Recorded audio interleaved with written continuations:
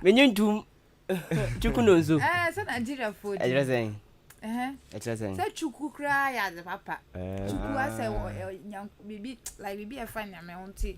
Tina enyum mo chuku. Chuku. So say wonyum nti o de chuku no nso a. Oh, okay. Na nso ye di. Nso ye di. Na me pe.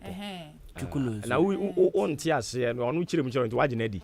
Chuku wo mu nko ade. Chuku wo mu nko na no nso so wo mu nko ade. Chuku wo mu nko ade. Se no nso na nya beduru. Dabi. Aye di Nigeria food no nso wo title no nso pa.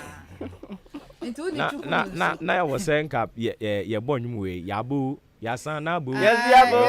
Yeko yabo. Yango e. Mo ka bena da bi se ya. Living legend. And I'm sorry, and I'm saying, hey, everybody's special. I tell you, brother, Rubium. I see. But say, Bibi Abako, dear Kwaku. You I say, Mo.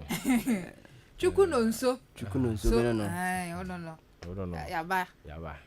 Yaba, dear, nearby. The living legend. Now, Abranton, oh, pretty, Musosha, we know. I don't want them problem, man. I never. Say, be announced on percent.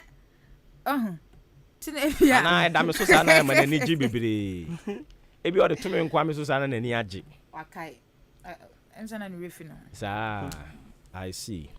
Anyways kwaku mu fe nwuram na fe ye wi ankomo ho ne ni yate anopa no so abapo minute aduasansia 7:36 adishimama yema muni na chimama kwa babiem eba henkan 93.3 FM so ensam ni bebiri aba bia fa news maba ebi afa morning show so ya tete bi ho akere wo ebi nso afa TV so ane mia wo do bebri na de afa da obonka chawo droma ba eno de hafe bo je sahye ena ye de ba besi adwa achechim e de ama we na poso yati akua afra kuma studio me pa chow krata me di kran e the daily statement de obo krata the daily statement de obo krata e gba ma na echiremu a Dr. Antoinette Adwa Tibo Daku oye social development researcher na mami osi Dr. Alhaji Mahmoud Bomi omampani abede chire na no the state of the economy enkumo oni ebedi ye no osi utie ne nsem okekan ne nsem a eba abonte a utum se